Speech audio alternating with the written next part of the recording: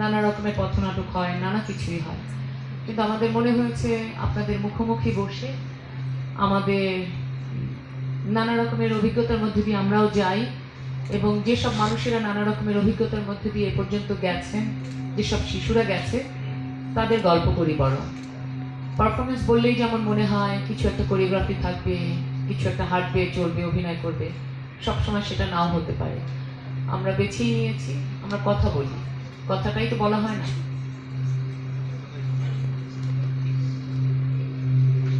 এই বৃষ্টি, এসব কি আজকেও একটু সামলাতে পারলি না মা? পারলাম না তো মা। এতগুলা মানুষ বসার সামনে এখন কি হবে? প্রস্রাবের গন্ধে তো রুমটা ভরে যাবে রে। আচ্ছা দেখি কি করা যায়। শুনুন, আপনারা কিছু মনে করবেন না, আমার মেয়েটা এখনো প্রস্রাব ধরে রাখতে পারে না। ওর মূত্রথলি কেটে গেছিল তো, এই কারণে তো মেয়েটা স্কুলেও যেতে পারলো না। এখন তো তাও একটু ভালো, আগে তো সারাক্ষণ চুইয়ে চুইয়ে প্রস্রাব নামতো। মেয়েটার গা দিয়ে সারাক্ষণ খালি প্রস্রাবের গন্ধ। মা, তুমি আবার এই গল্প শুরু করলে। একটু বলি, কত মানুষ এখানে। কত গল্প করবে শুনি? চারপাশে তো খালি গল্প আর গল্প, ওনারা কত শুনবে? এই ঘর থেকে বের হলেই তো এইসব গল্প আবার ভুলেও যাবে। কে কার কথা মনে রাখে বলো? আমার মতো একটা ছোট্ট মানুষ আর গ্রামের মানুষের গল্প শোনার চাইতেও ওনাদের তো আরো অনেক বড় বড় কাজ আছে। আমাদের ডেকেছেই তো গল্প শুনতে। তাহলে আমার কথা আমাকে বলতে দাও। চিনেছেন আমাকে? আমার নাম বৃষ্টি। বৃষ্টি, বৃষ্টি, বৃষ্টি কেমন গড়িয়ে গড়িয়ে যায় আমার মতো। কি মনে পড়ছে না? সেই যে 2016 সালে একটা মাঠে খেলছিলাম আমি, এক আঙ্কেল এসে আমাকে জোর করে তুলে নিয়ে গেল। আমার বয়স তখন 5 আর ওই আঙ্কেলটার 42। এবার মনে পড়ছে? পড়েনি?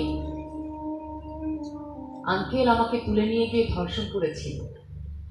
না না, সে প্রথমে পারেনি,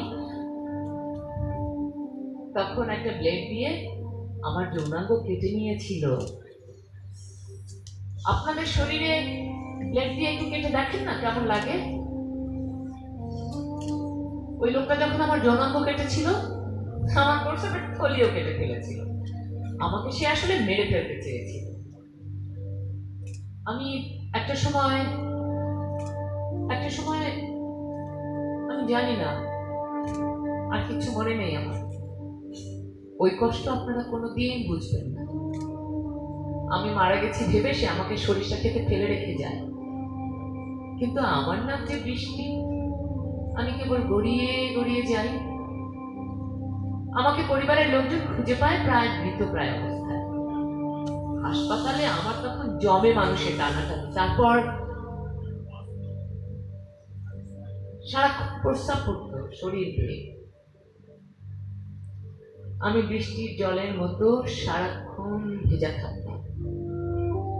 আমার মায়ের যে কি কষ্ট হয়েছে আমাকে ধোয়াতে, মোছাতে, আমার গায়ের গন্ধ দূর করতে, তার দিন রাত এক হয়ে যেত। এদিকে তো মামলা শুরু হলো। 6 বছর ধরে সেই মামলা চললো। 6 বছরে কতদিন হয় জানেন? 2190 দিন। আমি ততদিনে 5 বছর থেকে 11 বছরে পড়লাম। এই 6 বছর আমাদের যে কি কষ্ট হয়েছে সেটা যদি আপনারা বুঝতেন। প্রত্যেক দিন ওকে দেখতে বাড়িতে লোক হাজির হতো, যেন চিড়িয়াখানার জন্তু। আমি দরজা বন্ধ করে রাখতাম। মানুষ কেন আসতো, কি দেখতে?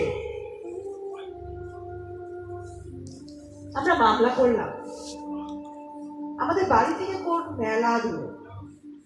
মামলা চলার সময় কোর্টে যাওয়ার টাকা থাকতো না প্রায়।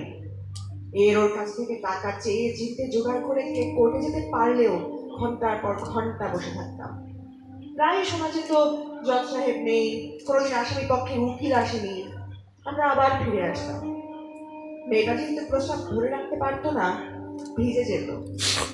এইটুকু মেয়েটা আমার আমার আমার শরীর ভরা গন্ধ। লোকজন লোকজন নাকে কাপড় চেপে ধরতো, জানেন? আমাকে তাকিয়ে তাকিয়ে দেখতো সবাই। কতজনে সে জানতে চাইতো আমার সাথে কি কি ঘটেছে। মা, সবাই এমন কেন? একজন কষ্টে থাকা মানুষকে কতটুকু প্রশ্ন করা যায় সেটা ওরা কেন বোঝে না। বারবার প্রশ্ন করে কষ্টের আরো গভীরে গভীর থেকে গভীরে ঠেলে দেয় মানুষ। আমার আমার এক এক সময় মনে হতো আমি দৌড়ে পালিয়ে যাই কোথাও। এক এক সময় ক্লান্ত লাগতো, ধৈর্য হারিয়ে ফেলতাম, কারণ আমাদের আর্থিক অবস্থা ভালো ছিল না। কাছের মানুষ হিসেবে পরামর্শ দেবার মতো, মেয়েটার চিকিৎসা করানোর মতো পাশে কোনো লোক ছিল না। ছিল শুধু কুকথা বলার অনেক মানুষ। যদিও মামলার রায় হয়ে যাওয়ার পর এনজিওর আর্থিক সাহায্যেও চিকিৎসা করিয়েছি। মেয়েটা যেন অন্তত 30 মিনিট প্রস্রাব আটকে রাখতে পারে সে ব্যবস্থা করে দিয়েছে ডাক্তাররা। যে কথা বলছিলাম, শেষ পর্যন্ত 4 বছর পরে মামলার প্রথম শুনানি হয়। আমাদের তো তাও ভাগ্য ভালো। কোর্টে ঘুরতে ঘুরতে শুনেছি ধর্ষণের কত মামলার শুনানিই হয় না। আমাদের মামলাটার সাক্ষী পাওয়া যাচ্ছিল না। কেসটায় প্রায় হারতেই বসেছিলাম, কিন্তু শেষ পর্যন্ত জিতে গেছি। 2022 সালে মামলার রায় হয়েছে। আসামি ওই শয়তানটার যাবজ্জীবন কারাদণ্ড হলো। মা, এটাকে জেতা বলে বুঝি? গত বছর তো আসামিকে তো এনারা জামিনও দিয়ে দিল, তোমার মনে নেই? জানো মা, আমার না সারাক্ষণ ভয় লাগতো। মনে হতো আবার যদি আমাকে তুলে নিয়ে যায়, আবার যদি আমাকে। তুমি তো জানো না মা, আমাকে যখন ওই লোকটার উকিল এসে কোর্টে এটা সেটা জিজ্ঞেস করতো, আমার কত কষ্ট হতো। মনে হতো আমাকে যেন আবার কে কাটছে, আবার নতুন করে কেউ। আমি আমি ভেতরে ভেতরে চিৎকার করতাম আর তোমাকে ডাকতাম, মা আমাকে বাঁচাও, আমাকে তোমার কুলে তুলে নাও, তোমার বুকের মধ্যে আগলে রাখো আমাকে। আচ্ছা মা, এই দুনিয়াটা এত নিষ্ঠুর কেন? আমার 6 বছর কেন অপেক্ষা করতে হলো?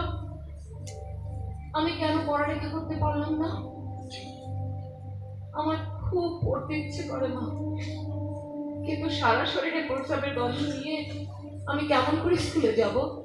30 মিনিট পর পর আমাকে কে ক্লাস থেকে বের হতে দেবে?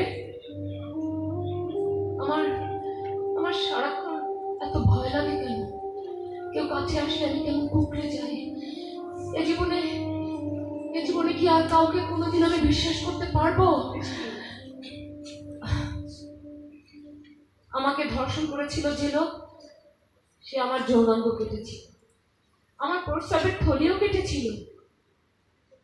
তার সাজা হতে আমার 6 বছর অপেক্ষা করা লেগেছে। এই 6 বছরে পৃথিবী বদলে গেছে, কত দেশে যুদ্ধ হয়েছে, গোটা পৃথিবীতে কোভিড মহামারী হয়েছে, আবার ঠিকও হয়েছে, কিন্তু আমার অপেক্ষা করতে হয়েছে কিন্তু 6 বছর।